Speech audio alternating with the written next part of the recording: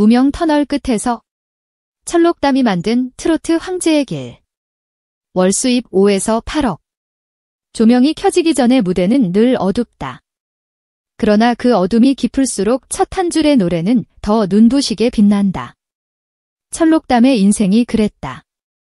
이름 석자를 기억해주는 이가 거의 없던 시절, 그는 작은 연습실의 낡은 스피커 앞에서 밤을 통째로 태워버리듯 소리를 갈아 넣었다. 지하철 교통비를 아끼려고 옥탑방에서 연습실까지 두 발로 걸으며 겨울이면 귓불이 얼어붙고 여름이면 등허리에 땀이 강처럼 흘렀다. 포화 상태의 시장, 넘쳐나는 경쟁자, 줄어드는 무대. 어느 것 하나 호의적이지 않았지만 그는 이상하게도 포기하지 않았다. 노래가 직업이기 전에 생존이었고 생존이기 전에 사랑이었기 때문이다. 그 사랑은 한 사람의 할머니에서 시작되었고 그 사랑 덕에 오늘의 철록담이 만들어졌다. 새벽 5시 남대문 시장 골목 어귀에서 리어카를 미는 소리. 철록담은 그 소리에 자신을 맞추곤 했다. 밤새 일한 상인들의 숨소리, 손바닥에 새겨진 굳은 살, 쌀포대를 끌어안고 비탈길을 오르내리는 어깨. 그는 그곳에서 버텨내는 법을 배웠다. 세상은 빨리 달리는 사람을 칭찬하지만 가끔은 쓰러지지 않고 천천히 걷는 사람에게서 더 큰 힘이 나온다는 것을. 먹을 것을 아껴가며 연습을 했고 돈이 없으면 목을 적실 물 한 컵으로 하루를 밀어붙였다. 그 고통은 상처로만 남지 않았다.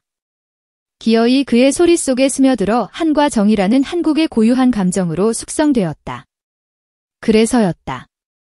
같은 음정이라도 철록담이 꺾고 떨 때면 누군가는 자리에서 일어나 박수를 치고 누군가는 손수건으로 눈물을 훔쳤다. 기술을 넘어 삶이 울리는 순간 트로트는 장르가 아니라 사람의 이야기로 완성된다. 가난은 배고픔으로만 남지 않았다. 초등학교 2학년 때부터 그는 채소를 들고 길에 나섰다. 할머니의 약값과 밥값을 벌기 위해서였다. 지치면 가파른 계단 턱에 앉아 숨을 골랐고 손가락 틈 사이로 미끄러지는 흙먼지를 보며 어린 마음에 다짐했다.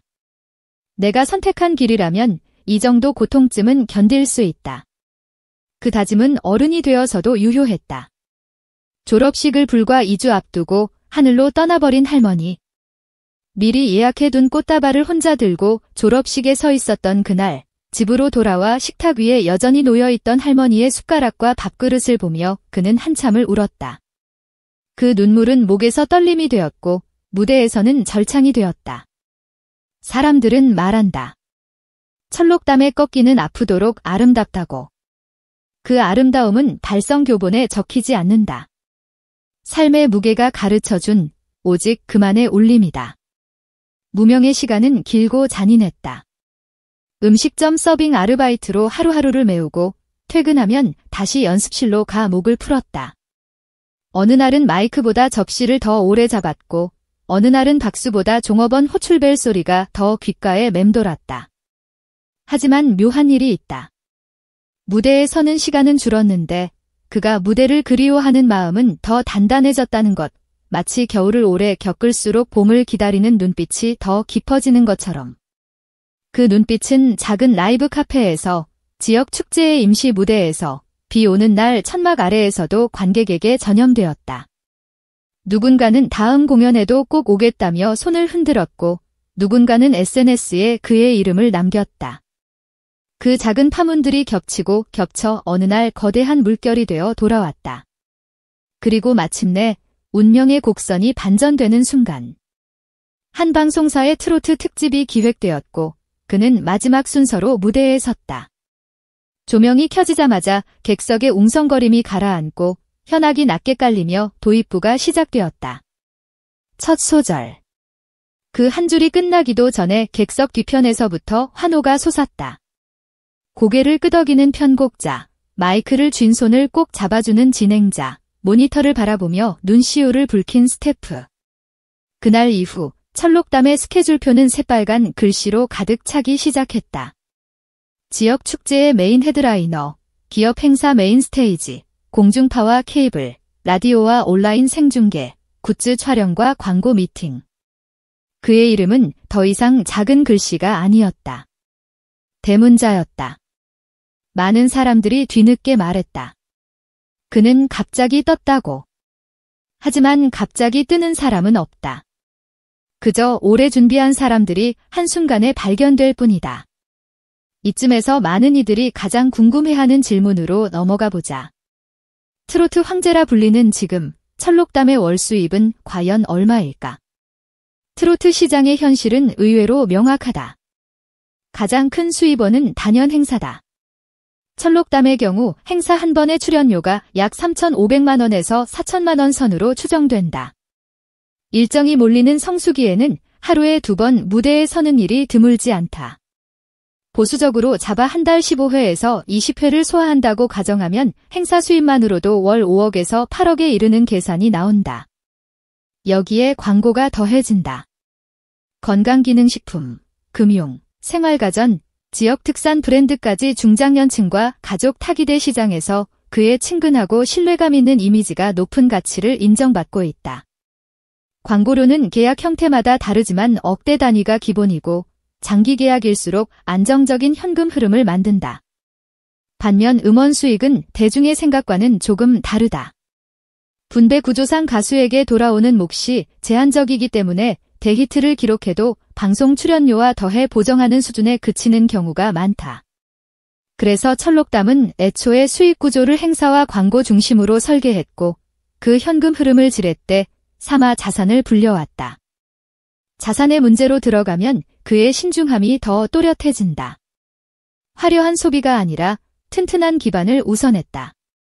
활동 거점과 연습 인프라를 안정적으로 확보하기 위해 스튜디오 겸 사무 공간을 마련했고 장비와 인력에 아낌없이 투자했다.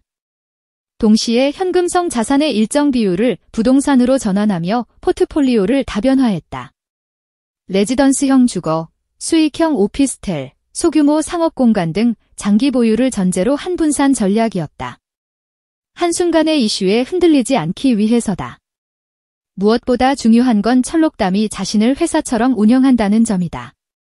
월 단위로 들어오는 현금 흐름을 항목별로 분리해 운영비, 세금, 투자, 기부, 비상금으로 미리 배분한다. 반짝이는 유행보다 오래가는 신뢰를 택했고 일시적 과열보다 묵직한 체력을 쌓았다. 그 결과 그의 총자산은 보수적으로 잡아도 수십억, 낙관적으로 보아 수백억에 이를 것이라는 분석이 설득력을 얻는다. 정확한 숫자는 본인만 알겠지만 분명한 건 자산의 크기보다 자산을 다루는 태도가 훨씬 더 견고하다는 사실이다. 성공은 늘 새로운 골짜기를 품고 있다. 장윤정의 사례가 보여주었듯 가족과 돈이 얽히면 관계의 선들이 쉽게 꼬인다. 철록담에게도 그런 순간이 있었고 그는 그때마다 2가지 원칙으로 자신을 붙잡았다. 첫째, 정은 나눔으로 지키되 원칙은 문서로 지킨다. 둘째, 감정은 공연에서 풀되 결정은 책상에서 내린다. 그래서 그는 수입이 커진 이후에도 돈을 빌려달라는 부탁보다 함께 일할 제안을 먼저 고민했고 선의의 도움은 기록으로 남겼다. 오해가 생기면 시간이 해결해주지 않는다. 시간을 낭비하지 않도록 처음부터 약속을 분명히 적었다. 그 단호함 덕분에 그는 가까운 사람과의 관계를 잃지 않았고 무대 밖의 생활도 무대만큼이나 단정하게 유지할 수 있었다. 무대 뒤의 철록담은 의외로 조용하다. 여가 시간에는 도시 근교의 작은 텃밭을 찾는다. 직접 씨앗을 묻고 잡초를 뽑고 물을 주고 기다린다. 늦여름의 상추는 의외로 민감하고 초가을의 무수는 상상보다 빨리 자란다. 눈으로 보지 않으면 모르는 속도들, 귀 기울이지 않으면 놓치는 숨소리들. 그는 그 시간에 다시 초심을 꺼내본다. 할머니 손을 잡고 시장을 돌던 어린 시절, 골목길을 가르던 손수레의 삐걱거림, 첫 출연료를 받고 떨리는 손으로 약봉지를 챙기던 밤, 그 기억이 다시 목에 걸리면 다음 무대의 첫 소절이 자연스럽게 나온다.